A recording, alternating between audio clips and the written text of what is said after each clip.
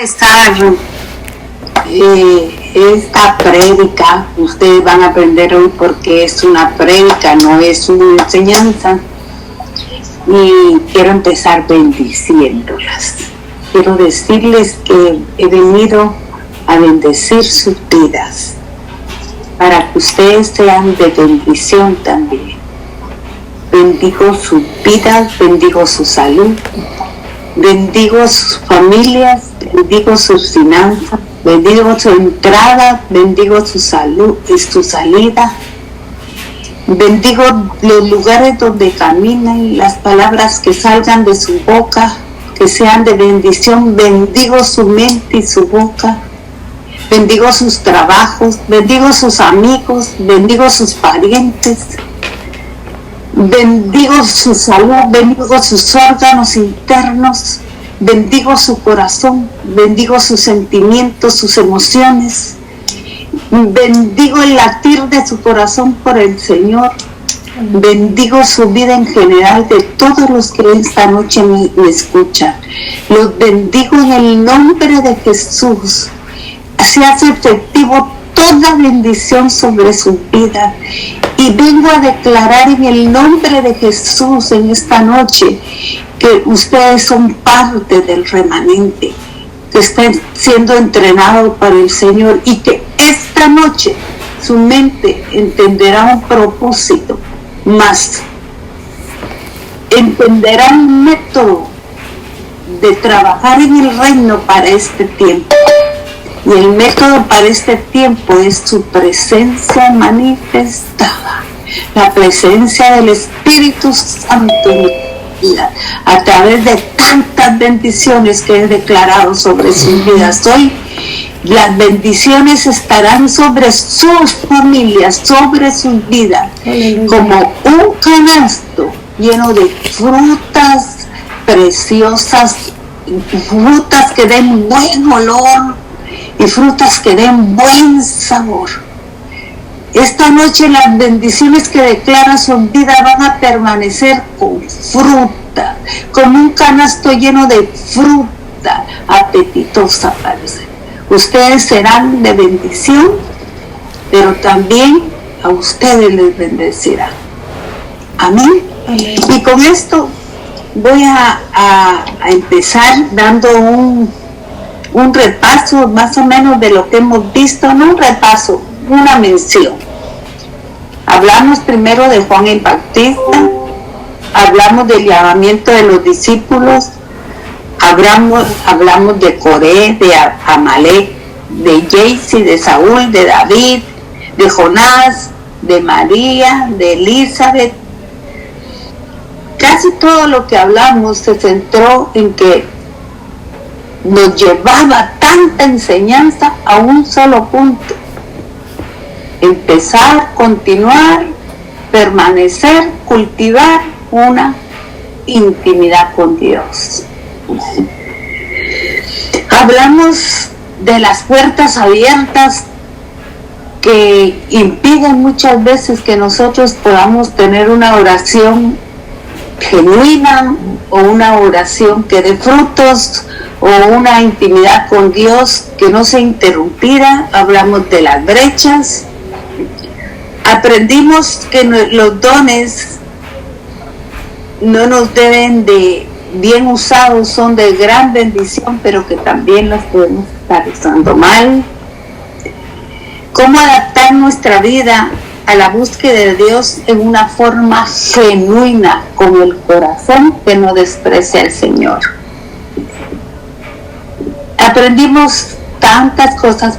Digo aprendimos porque yo llevo la voz, pero la palabra, cuando yo la estudio, cuando yo la recibo, primero habla mi vida. Primero habla mi vida de una forma que ustedes no se imaginan. Yo oía mientras hablan y mientras Dalila ora, canta, yo estoy observando, estoy atenta a lo que dicen por una razón. Quiero ver, sentir y palpar evidencias en su vida de que lo que yo les estoy predicando está siendo asimilado, pero también se está poniendo por obra. Y me di cuenta que Dalila decía que esta semana hemos sido sumamente visitados, impactados por las manifestaciones sobrenaturales del Espíritu Santo. Y eso no me hace más a mí que comprobar y afirmar lo que Él me dice, lo que Él me habla, lo que respiro. Porque algunos de ustedes, por algo que yo les digo, han captado lo que es mi vida, pero está cambiando aún dentro de la casa, dentro de las limitaciones que tengo para salir, está cambiando mi vida. Y voy a ilustrar esta prédica con testimonios vivos, pero antes de decírselo les quiero decir que ninguno es para mi propia gloria o gloria de mi familia. Simplemente les voy a ilustrar con verdades, porque la verdad y la vida es la que se transmite. Entonces, quiero decirles a ustedes, voy a ilustrarlo con algo que me pasó el día miércoles. A eso de las 9 o 10 de la mañana yo acostumbro, a esa hora más o menos llevo mi rutina de lo que hago.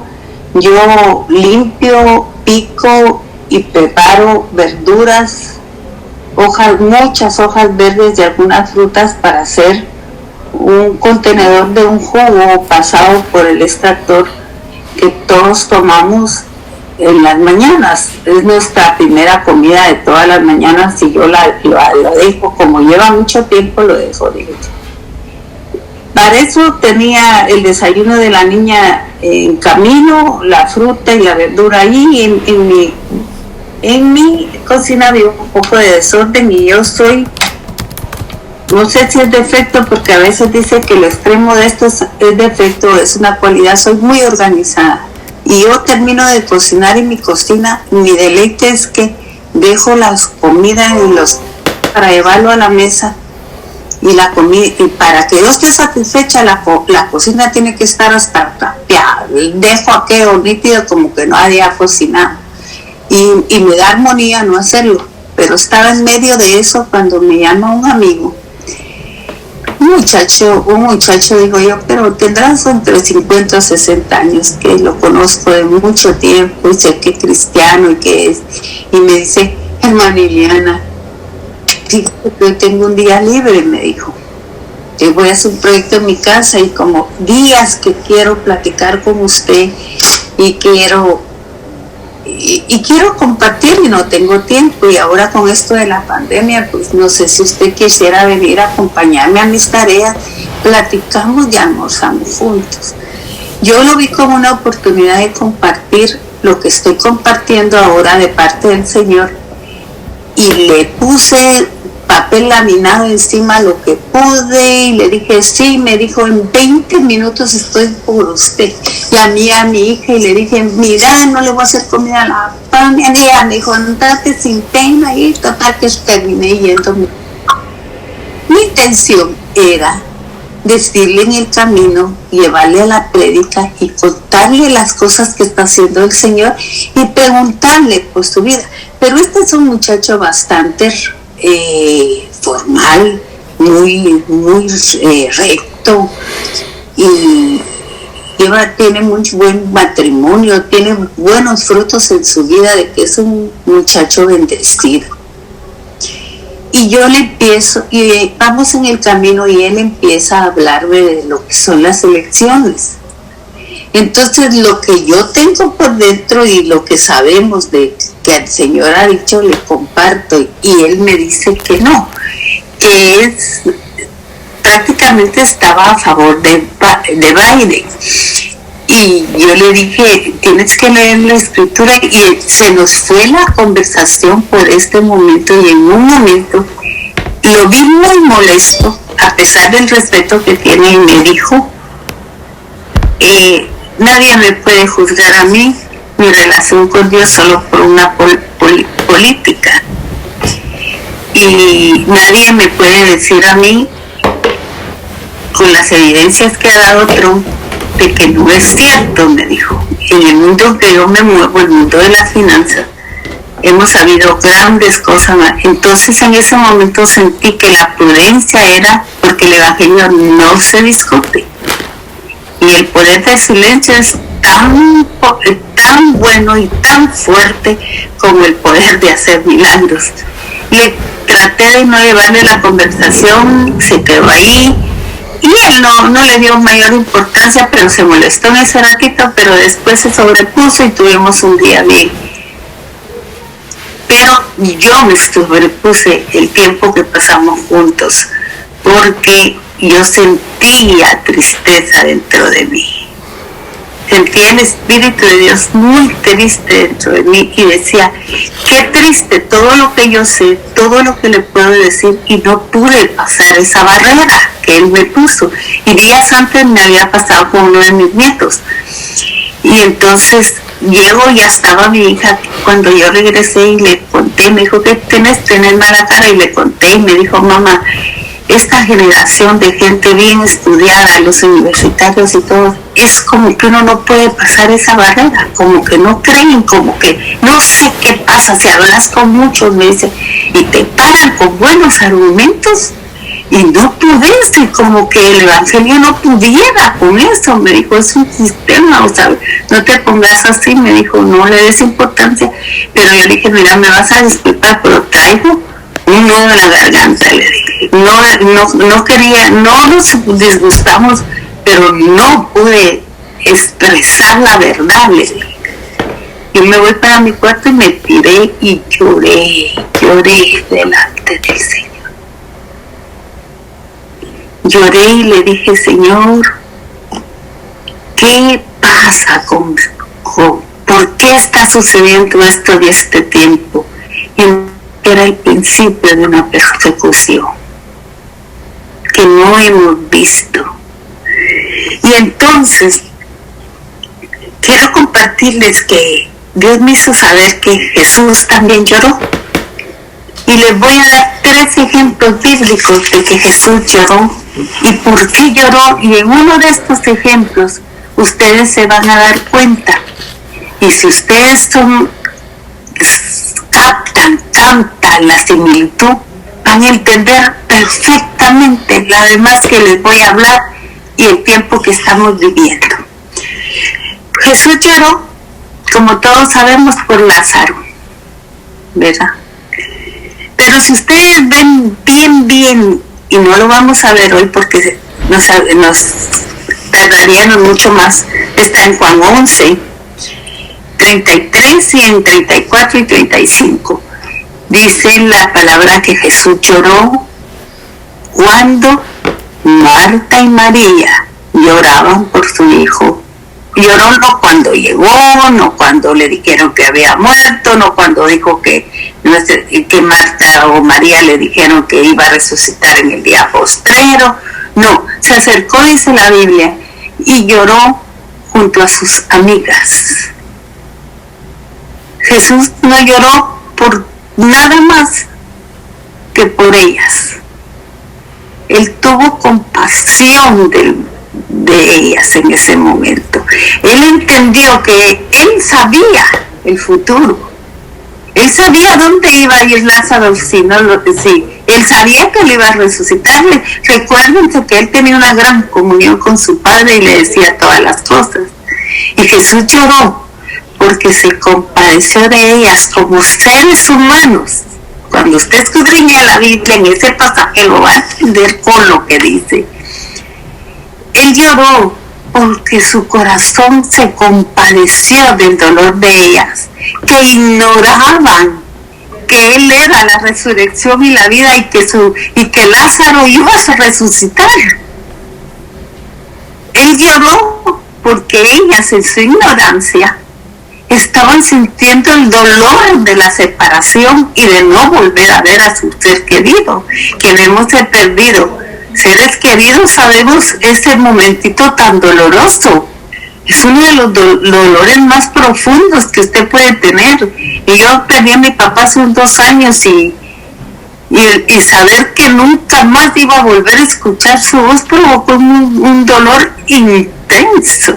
Y cuando pasaron los días y yo me di cuenta, y Lázaro tenía ya 3 días, yo se me di cuenta que ahí estaban las cosas de mi papá, pero no estaba él y nunca más iba a estar como lo conocí.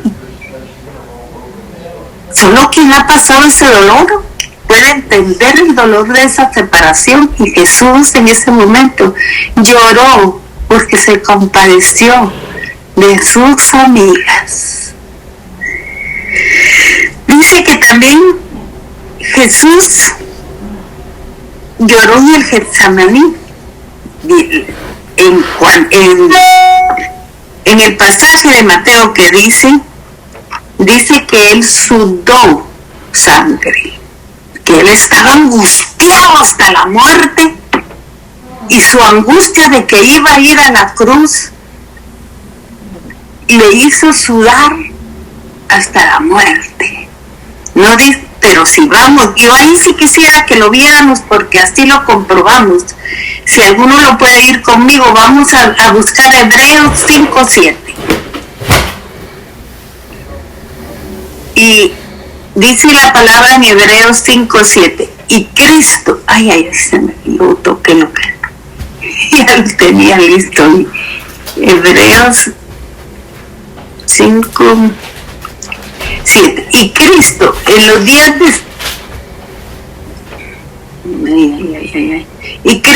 días de su carne, ofreciendo ruegos y súplicas con gran clamor y lágrimas al que le podía librar de la muerte, fue oído a causa de su temor reverente.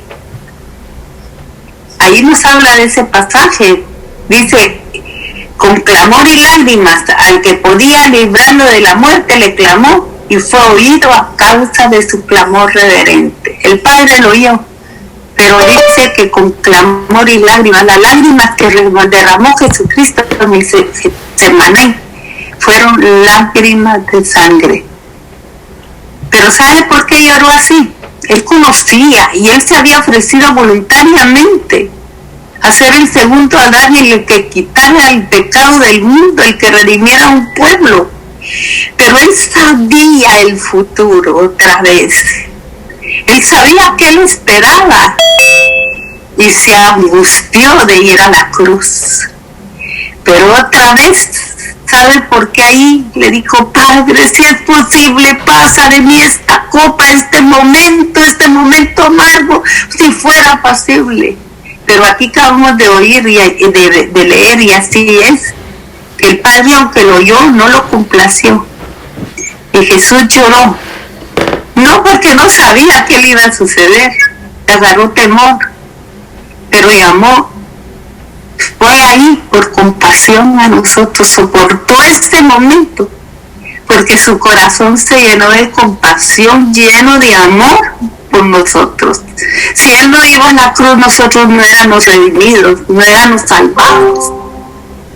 Y vemos otra vez que cómo lloró Jesús. Pero en Mateo 23:37 y en Lucas 19:41, y quiero que leamos Lucas 10:31, vamos a ver otra vez que Jesús lloró. Y esta vez en Lucas 19:41 vamos a ver si al final pónganle mucha atención, porque yo les voy a preguntar al final ¿qué similitud encuentran ustedes? Lucas 19:41, si alguien lo tiene y me ayuda, pues se lo abro. Cuando llegó cerca de la ciudad, al verla lloró sobre ella. Ajá. Síganme la otra, el otro. Diciendo, oh sí, también tú conociste a lo menos en tu día lo que es para tu paz, mas ahora está encubierto de tus ojos. 43. Porque vendrán días sobre ti cuando tus enemigos te rodearán con vallados y te sitiarán y por todas partes te estrecharán. Y te derribarán a tierra y edificarán sobre ti sobre piedra cuando no conociste el tiempo de tu visitación. Y voy a volverlo a leer. Quiero que por favor le pongan atención. Y cuando llegó cerca de la ciudad, al verla lloró sobre ella, diciendo: oh, si tú conocieras a lo menos en este tu día lo que es para tu paz, mas ahora está encubierto de tus ojos, porque vendrán días sobre ti cuando tus enemigos te rodearán con vallado y te sitiarán, y por todas partes te estrecharán, y te derribarán a tierra y a tus hijos dentro de ti, y no dejarán en ti piedra sobre piedra, por cuanto no conociste el tiempo de tu visitación. Jesús llora sobre la ciudad desde el monte de Sión, el monte de la oración, al ver la ciudad de Jerusalén, porque Jerusalén no lo aceptó, lo apedreó, lo rechazó y no sanó. Y él llora por compasión, y la compasión de Jesús otra vez vino porque conocía el futuro. Ahí completamente se lo profetizó, se lo describió su futuro, lo que le esperaba a Jesucristo, a los habitantes de Jerusalén. Y ellos pudieron haberse evitado lo que Jesús dijo que le sucedería, si solo hubieran conocido que Él era el Mesías anunciado y lo hubieran reconocido, y también si ellos hubieran reconocido que el que los estaba visitando, el que estaba ahí, el que estaba haciendo milagros y prodigios, y ellos rechazaron, era el Mesías esperado. No reconocieron el tiempo de la meditación. ¿Cuánta similitud con el tiempo de ahora? Gente que no reconoce el tiempo que estamos viviendo, como mi amigo que les dije, engañados por el sistema, por lo que ustedes quieran, pero no reconocen. Y yo digo, ¿estará Jesús diciendo, estos son mis hijos amados, por quien tengo complacencia, como vimos cuando estudiamos lo de Juan el Bautista? ¿O estará Jesús llorando, como lo hizo en la ciudad de Jerusalén? ¿O será tanto que Jesús nos dejó estos ejemplos de que Él se conmovió hasta las lágrimas en un sentimiento de compasión por los demás, que siendo perfecto hombre, lloró por nosotros? ¿Estará llorando por nosotros en este momento? ¿Qué similitud este pasaje yo lo veo? Nos debe contemplar desde el cielo y decir: oh, mis hijos, oh, Jerusalén, Jerusalén, dice otra sección.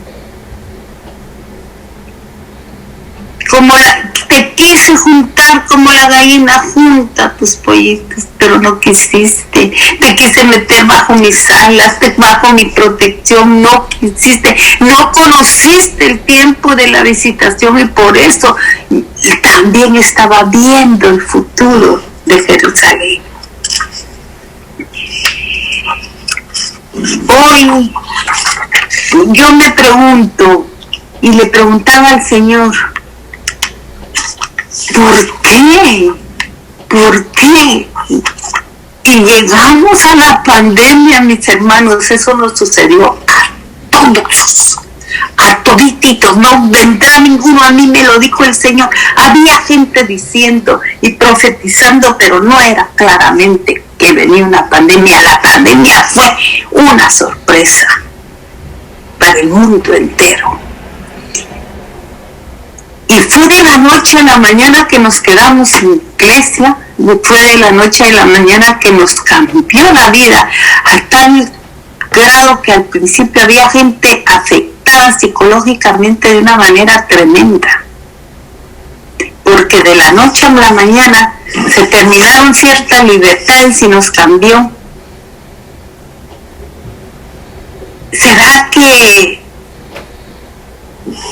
Dios nos estaba llamando como lo hizo con Saúl o lo hizo con David, humillándonos y arrepentirnos, al arrepentimiento en ese momento, en esos tiempos que nos ha dado de estar encerrados y que no han terminado, para darnos tiempo a arrepentirnos, para darnos tiempo a arrepentirnos? ¿De qué dirá usted? ¿Del pecado? Claro que sí, del pecado, pero hay un pecado general. Aquí, cuando Jesús llora por Jerusalén, llora por el pueblo, por su pueblo. En esta versión creo que es la que dice, ¿verdad? Sobre ella, no, en esta no dice, que dice, es en Mateo 39, dice la versión, dice, mi pueblo Israel. Jesús lloraba por él, y nosotros como pueblo, no como individuos, también como pueblo pecamos. Dice que hay que arrepentirnos por una nación, porque somos parte del pecado de una nación. ¿Sabe cuál? Yo no vengo a juzgar a la iglesia, pero tampoco me puedo quedar callada, porque es arrepentirse, reconocer nuestro pecado primero y no volverlo a cometer, cambiar las cosas correctas de rumbo, cambiarlo completamente. Eso es arrepentir, cambiar nuestra actitud, nuestras costumbres, nuestras formas. Y la iglesia se concentró en la prosperidad y dejó a un lado la intimidad. La iglesia se fijaba que hubieran bancas, sillas y buenas luces. La iglesia quería tener la iglesia más bonita, la más bonita. Los predicadores se fijaron, no fueron todos, pero sí hubo una generalidad casi. Cómo me visto, cómo llevo el pelo, cómo, si me lo tapo, si no me lo tapo, si abajo de las rodillas, si me pongo, si no me pongo, y si me pongo, que me miren. Hicieron programas donde no entraba el Espíritu Santo. Con los programas hay que tener mucho cuidado, mis hermanos. Muchas veces habían tantos puntos especiales que no daban tiempo para terminar la palabra ni para que se manifestara el Espíritu Santo.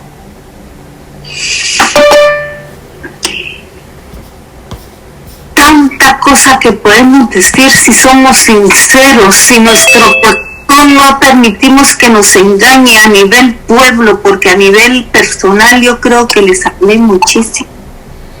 Y nuestros líderes, si nosotros mismos no escudriñamos la palabra, empezamos a tener comezón de oír. ¿Saben qué? Que nos decían, nos motivaban, que Dios solo bendice, que la gracia perdonadora, y nadie señalaba el pecado. Y vemos que en esta pandemia unos cuantos el Señor sacó a luz. Y vemos que es lo que sabemos y lo que no sabemos. Entonces, mis hermanos, tampoco me toca a mí juzgarlo, sino solo mencionarlo. Entonces, ahora, ¿a qué nos enfrentamos, hermanas? A que hay cumplimiento de palabra, en que hay cumplimiento. Aquí hay una similitud con esta, cuando Jesús llora por Jerusalén. Y nos enfrentamos ahora a un tiempo por venir, y todavía algunos tienen esperanza, y es muy viable que la tengan. Y un día como un día, el 4 de noviembre, supimos que Dios, yo no supe si había ganado o perdido triunfo. ¿Y quién había quedado en primer lugar? ¿Qué es lo que entendí ese día? Que Dios nos había acortado el tiempo. Que el tiempo se nos acortó para hacer lo que Dios nos mandó hacer. Que había menos tiempo y tenía que haber un aceleramiento de las cosas. Eso te di. Y ese día, mucha gente, y entre ustedes sabrán algunos, lloró con un sentimiento inexplicable. Lloró, pero no porque haya perdido o ganado a alguien, sino que la pérdida o la ganancia significaba para este país algo muy grande. La voluntad de Dios, la directiva o la permisiva de Dios, pero eso significaba. Y nos encontramos en este momento viviendo tiempos que no podemos estar ciegos ni indiferentes al tiempo. De este tiempo, porque estamos viviendo y debemos de saber qué es lo que nos toca. Y Jesús nos lo enseñó. Dice que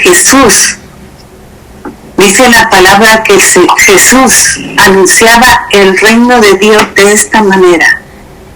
Jesús enseñó a través de las escrituras, cerró brechas, hizo milagros, enseñó su palabra, enseñó con parábolas, enseñó con ejemplos, predicó y dijo, arrepentidos será su predica, porque el reino de los cielos se ha acercado. O otras dijo, el reino de los cielos soy yo. Así predicaba él. Y también la tercera cosa que hizo Jesús fue que hizo milagros. Y enseñó a sus discípulos estas tres cosas a hacer. Esto fue lo básico que vino a enseñar Jesucristo para hacer su obra aquí en la tierra. Enseñó, predicó y se respaldó, evidenció lo que él era, haciendo milagros. No lo hicimos en el pasado, mis hermanos. Miren, la iglesia se concentró en la prosperidad y dejó a un lado la intimidad, y ese es súper amoroso. Porque si nos hablaban cosas que no debíamos, y yo me incluyo, yo soy responsable también de eso. No es que yo lo estoy diciendo hoy, me eximio de eso.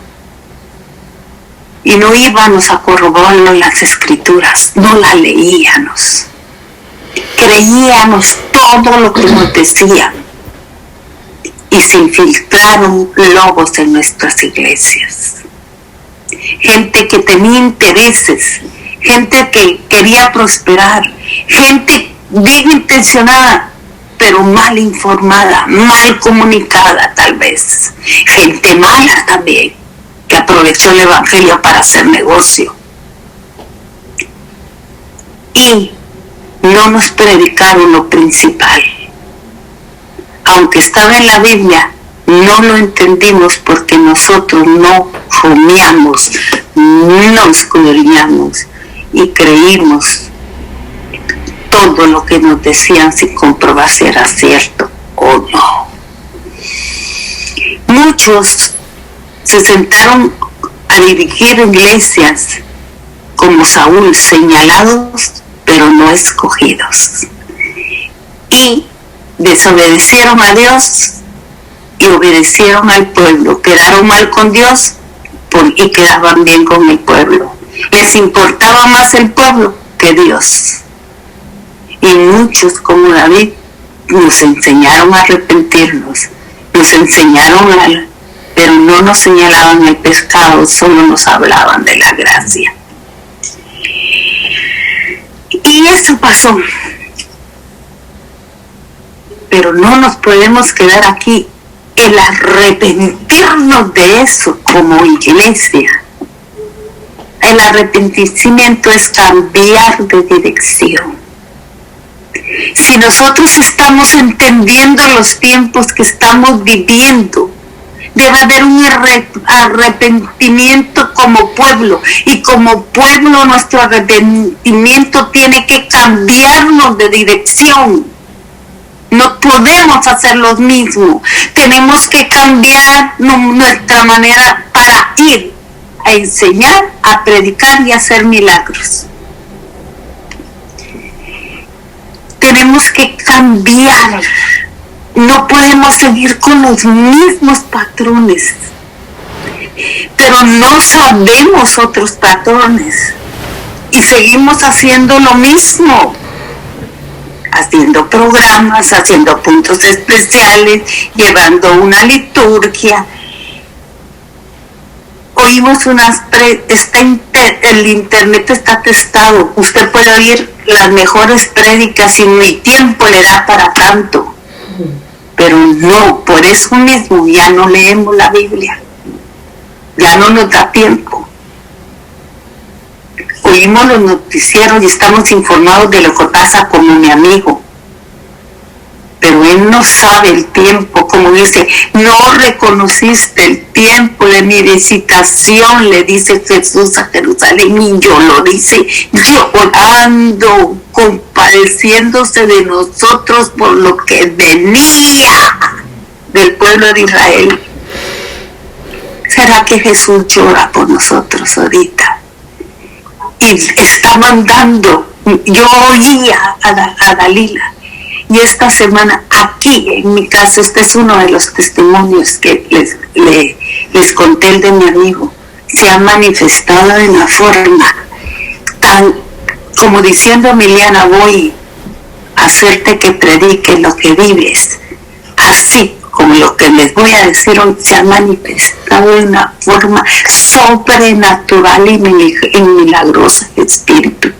Yo sé que el Espíritu Santo está dando sueños a quien no le daba, visiones, un renacer de los dones del Espíritu. El Espíritu Santo está hablando por todos lados de que cambiemos nuestra manera anterior. Eso se llama arrepentimiento como pueblo. Que salgamos a enseñar, a predicar y a hacer milagros. Y que cambiemos. Mire, y no podemos cambiar. ¿Saben por qué no podemos? Y volvemos a lo mismo y volvemos, y así pasa con nuestro pecado personal como por el pecado colectivo de un pueblo, y volvemos y volvemos y nos dicen esto ya no se hizo, no se hace porque no trajo bendición en el pasado, y queremos volver. Y queremos volver. ¿Saben por qué? Porque no conocemos. La palabra dice que el pueblo de Dios se perdió por falta de conocimiento. ¿Y saben qué es lo que no conocemos? La voluntad de Dios para nosotros. Porque si tuviéramos una genuina intimidad y conociéramos la voz del Espíritu Santo, Él, dice la palabra, que nos guía a toda verdad y nos dice qué hacer y qué no hacer. Y si nosotros a veces lo conocemos y nos dice, pero después dudamos porque somos como Saúl, señalados pero no escogidos, y queremos quedar bien con el pueblo, queremos decirle gracias a la hermana. No digo que está malo, no digo que está malo, pero miren mis hermanos, yo se los hablo con a mí. En una de las iglesias que yo me congregué, me castigaron, me disciplinaron, porque a mí no había nadie que me lo hiciera, no había nadie, porque yo había leído algo en la palabra, y además mi espíritu mismo, no había, Dalila sabe de lo que le estoy hablando, no había quien me hiciera, que yo a mi pastor le pudiera decir apóstol. Y para mí era mi pastor, así lo quería decirlo a mí, y de repente le tenía que hacer reverencias y decirle apóstol, y volvía yo a pastor, y usted es irrespetuosa, y usted no reconoce mi ministerio, y usted que terminaron disciplinando, mis hermanos. Y si usted escudriña la palabra, va a saber lo que es un apóstol, que no es todo lo que Dios dijeron. Y así hacemos, no solo con eso, el cantante, mira, a mí me agarra temor que me digan profeta. A veces me causa lucha y vengo y le digo, Señor, de veras hablé algo tuyo. Y digo, Señor, no quiero desagradarte. ¿Qué puse mío? ¿Qué puse tuyo? Ay, a veces entro en unas grandes luchas, ¿saben por qué?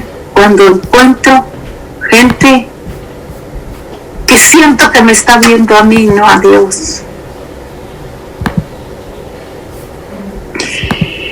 Tenemos que cambiar. Y no podemos cambiar si no tenemos una intimidad con Dios. ¿Quién nos va a decir? ¿Quién nos va a revelar? Si no es el Espíritu Santo. Para que podamos cambiar. Y les digo, ¿saben por qué? Por lo menos en los 30 y pico años que tengo de ser cristiana, yo les puedo decir que la iglesia no cumplió la gran comisión como debe estar. Enseñaron, predicaron, pero hacer milagros, casi nadie. Yo me recuerdo de Gigi Ávila y les voy a contar algo que oí de un predicador con el que yo aprendo mucho. Pero yo me acuerdo los mensajes de Gigi Ávila. Uno se quería convertir 5 veces en el mensaje, en un mensaje, pasar al frente al Señor 5 veces, porque él decía que había un cielo, había un infierno, y si pecabas te ibas al infierno. Y como decía, si esta noche vienen por ti, ¿a dónde te vas? Y señalaba el verdad. Y en las campañas de Gigi Ávila, en los periódicos y todo, hablaban 20,000 almas se convirtieron, sanaron los enfermos, anduvieron los paralíticos y habían testimonios. Y daba no sé qué oír la radio, porque no era tanto por la televisión después, porque él se recuerda que le decía la cajita del diablo, y hasta después entró él en la televisión. Y predicaba y había la evidencia del poder de Dios en su vida. Un hombre que yo oí una anécdota de alguien que fue mujer en sus campañas. Dice que oraba 7, 8, 10, 12 horas y llegaba. Una vez uno de ellos le dijo que él quería hacer como él. Y le dijo, te vas a venir conmigo. Y le dijo, ahora vamos a orar. Todo hasta que yo termine. Y aquel hombre desesperadísimo, a las 2 horas, a las 3 horas, se salió del cuarto de oración y lo dejó. Y él contó que ese día Gigi Ávila oró 12 horas. Se levantó de ahí, fue a predicar y un montón de sanidades y de evidencias que respaldaban su ministerio. Porque tenía una intensa y extensa y profunda amistad con el Señor, que hacía los milagros. Le conocía su voz y le obedecía. Yo aprendí del que es mi maestro. En este momento aprendí que él me dijo un día, porque yo lo veo por internet, dijo, ¿saben qué soy yo? ¿Sabe por qué es mi amistad con el Espíritu Santo y todo eso? ¿Sabe qué? Y puso a un hombre parado aquí y él se puso atrás. Este soy yo, el hombre, y él era el Espíritu Santo. Y le decía al hombre, cruza a la izquierda, cruzaba el hombre. Ahora levanta la mano, levantaba la mano. Ahora vete y toca a esa mujer porque la voy a sanar viva.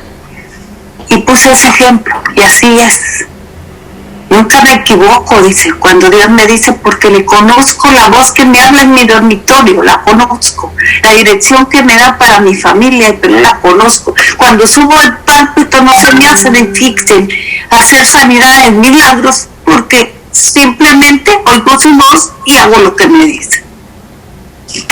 ¡Wow, mis hermanos! ¡Qué preciosa enseñanza que es de ese hombre en esa sentida!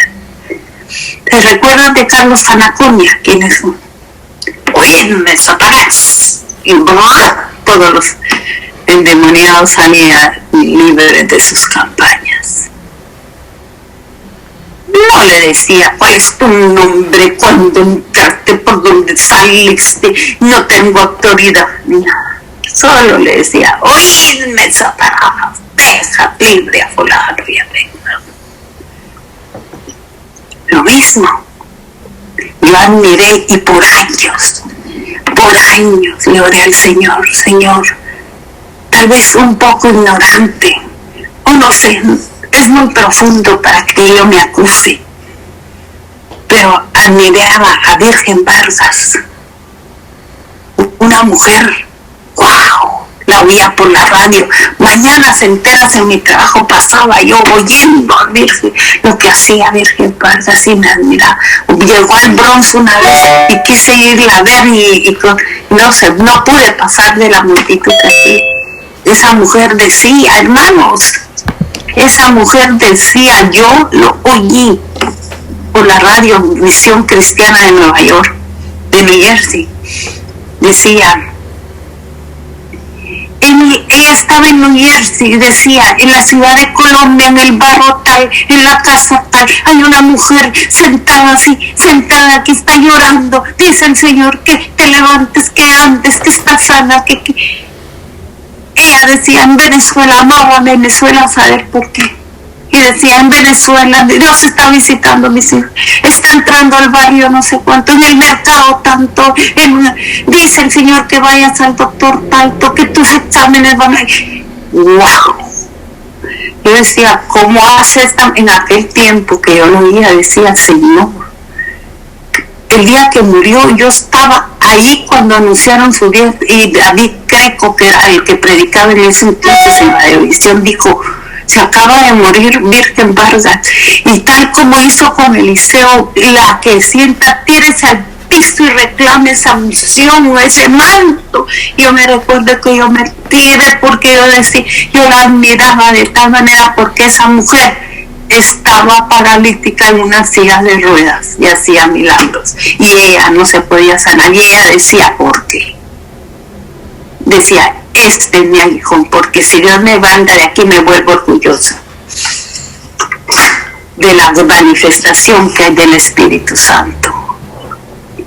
Y la evidencia de que usted tiene una comunión con Dios genuina y que no hay estorbo, ya ha aprendido a hacerla, es que en su vida, además de enseñar, de predicar, hayan sanidades y milagros. Y no lo vimos en la iglesia que acaba de cerrar un ciclo. Quiere decir que no nos enseñaron o no pudimos ver ¿y por qué Jesús hacía milagros? ¿Saben por qué? Porque lloraba de compasión. Por eso, porque se compadecían lleno de amor y de compasión. Por otra razón por la que no hacemos milagros es porque no vamos a la intimidad, y si Dios no pone su corazón en el nuestro, nosotros no vamos a sentir el amor de Dios y el amor y la compasión por los demás. Hermanos, a mí en el 2004 me dio una noche un dolor muy fuerte en el estómago. Al otro día me fui a trabajar con el dolor y yo venía sintiéndome demasiado cansada. Para entonces yo tenía 3 trabajos en la ciudad de Nueva York. Me recuerdo que en mi trabajo eran como las 2 de la tarde y no aguanté el dolor, me salí, me fui para casa de mi hija y le dije, este dolor es insoportable, llévame al doctor, y me llevaron y empezó una ida de que al otro día que un examen, que esto, y entre los exámenes me terminaron haciendo una colonoscopía, y cuando me hicieron la colonoscopía se dieron cuenta que al final el intestino grueso yo tenía un tumor del tamaño de una toronja. Y los doctores dijeron que tenía un cáncer en el colon y querían hacerme unas cosas tremendas Y Dios en su infinita misericordia, como ellos me hicieron la colonoscopía, tocaron el tumor y a los 2 días el tumor me reventó en el estómago. Llené aquel baño y aquella casa de sangre y me sacaron corriendo al hospital porque estaba perdiendo una cantidad de sangre horrible. No sabían lo que era. Me llevaron a un hospital del Bronx del que tuvieron que sacarme y milagrosamente me trasladaron uno de Manhattan. Ahí me pararon las hemorragias y me hicieron los exámenes y descubrieron que yo tenía un linfoma, una especie de leucemia en la sangre. Un linfoma no Hodgkin se llama, en una etapa avanzadísima que me había provocado un tumor en el colon. Y el tumor había reventado y provocado una peritonitis que tenían que sacar de mi cuerpo. La peritonitis no es más que todas las heces fecales que hay en el intestino, se revientan y contaminan cuanto órgano tiene usted y lo infectan y usted está infectada y llena de asquerosidad por todos lados de su cuerpo. Debido a que tenían que tratar de salvarme de la peritonitis, no me podían dar la quimioterapia. Y el cáncer avanzaba a tal manera que los doctores luchaban porque decían que en esas condiciones en cualquier momento me podía morir. Pasaron como 5 meses y me operaron, me compusieron el colon, trataron de limpiarme lo que más podía, pero en mi estómago quedaron bastantes excesos y del lado derecho de mi estómago me hicieron una abertura para ponerme un catéter que vivía sacándome día y de noche toda esa podredumbre que había en mi estómago y se llenaba una bombita que yo vaciaba. Eso me provocaba fiebre, me provocaba todo, pero lo que más me provocó fue que rasgó la piel de mi estómago, de mi cadera y de mi estómago, de tal manera que era una llaga horrible por la que yo gritaba de dolor. Tenía la piel y tenía que soportar mi piel esa bomba colgando ahí porque eso drenaba todo lo que... Eso fue un tormento tremendo. El cáncer avanzaba y a mí me aislaba y le empezamos a orar al Señor. Hubieron tantos milagros y tantas manifestaciones del Señor en la iglesia, hermanos, ahí yo pude ver el amor de la iglesia. Yo mantenía a mi familia y mis hijos grandes ya estaban casados y mantenía mi casa y dejé de trabajar y nunca me faltó nada. La iglesia, semana a semana, ya era un hermano, era otro, había compra, fue cuando más hubo en mi casa, se hicieron cargo de la comida, algunos de los biles. No puedo decir del amor de los hermanos tanto que coseché. Total, hermanos, que me someto y soportando todo esto, mi mamá vino a cuidarme.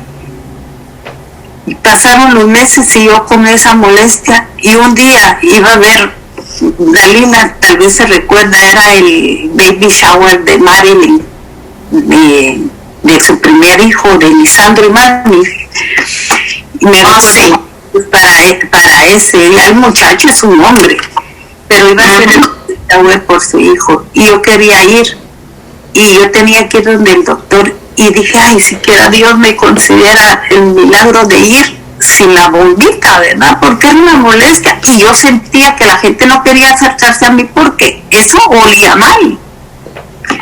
Entonces pasamos donde el doctor y yo le dije al doctor, ¿cómo? Ay, me dijo, siquiera me pudiera quitar la bombita y voy a ver cómo está el cascán que le acabamos de hacer, me dijo, y si está, considero que está bien, se la quito y se va a su celebración, me dijo, y va a ver que empieza la sanidad para poderle dar la quimioterapia.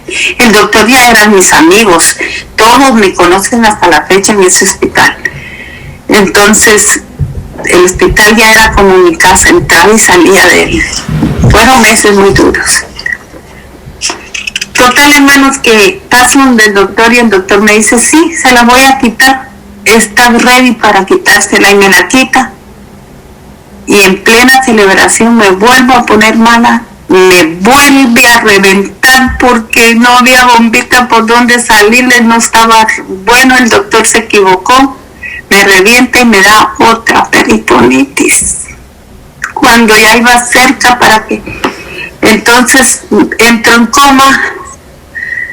Los doctores le dicen a mis hijos que no paso esa noche. Y una enfermera colombiana me fue a maltratar y me dijo, usted sabe que nos puede infectar a todos porque otra vez tiene caca, me dijo, en todo el cuerpo y que no sé qué. Entro en coma, me aíslan por casi 3 meses, solo entraban 3 personas, no me bajaba la infección, me sacan de ahí ya un poco mejor, me llevan al intestino. Y yo me recuerdo que mientras estaba en coma, yo entraba y salía del mundo, de la tierra. Y cuando yo regresaba al lugar del intestino me dolía todo. Cuando yo me iba a un lugar que no puedo recordar, solo sentía que me iba. El dolor cesaba y a mí me gustaba irme. ¿Qué será la coma? Total que me vi.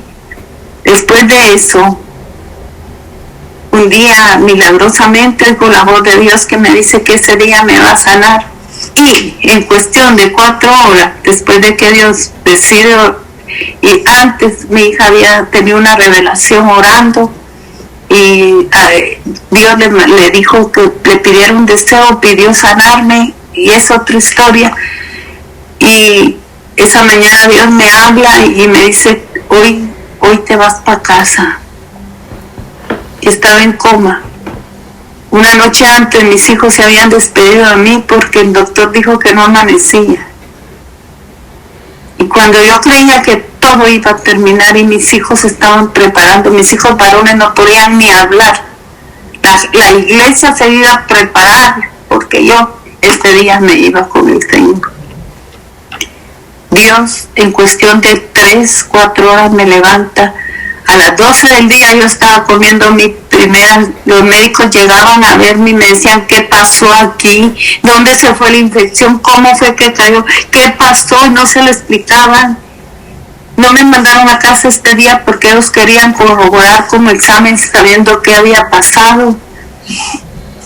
Y en cuestión de horas, el Señor me sana, pero no evitó que me dieran la quimioterapia. Bueno, me dieron la quimioterapia y hasta el día de hoy, en cuestión de horas, el Señor habla. Una noche antes, mi hija que tenía tiene una comunicación muy linda con el Señor. Dios le había dado instrucciones de qué hacer. Oyó su voz, lo hizo, lo obedeció. Me fue a ver a las 3 de la mañana y provocó el milagro de mi sanidad. No hay, desde ese día, Dalila también es testiga porque me acompañó varias veces. Yo le agarré una cosa a los hospitales, hermano. Le oro al Señor con toda mi alma que no permita que otra vez vuelva a estar en esas cosas en los hospitales. Y a toda la gente que yo puedo, le digo, cuida tu vida, haz esto, haz el otro, le predico, le digo, le oro y le digo, no vas a ir al hospital, trata de hacer. Y yo siento una compasión y hay en mi vida una alerta para las personas, pero me lleno de una compasión que no puedo decir cuando sé que una gente va al hospital. Quiero evitarlo a toda costa, quiero ahorrar, porque yo estuve allí, yo sé lo que es ese sufrimiento y mi alma se compadece. Tal vez hoy estoy entendiendo que debería ir más allá y orar por sanidad, porque me he concentrado a decirle a la gente, cuida tu salud, cuida esto, haz esto, porque los hospitales le agarré y no quiero que lo que yo pasé pasen otros. Porque saben que mis hermanos nos han dicho que el don de sanidad es un don, y es cierto. En 1 Corintios 12:9 dice que algunos tienen el don de sanidad, algunos. Pero en Mateo 10:7-8, yo quiero que lo leemos para que ustedes lo aprendan. Miremos qué dice para todos nosotros.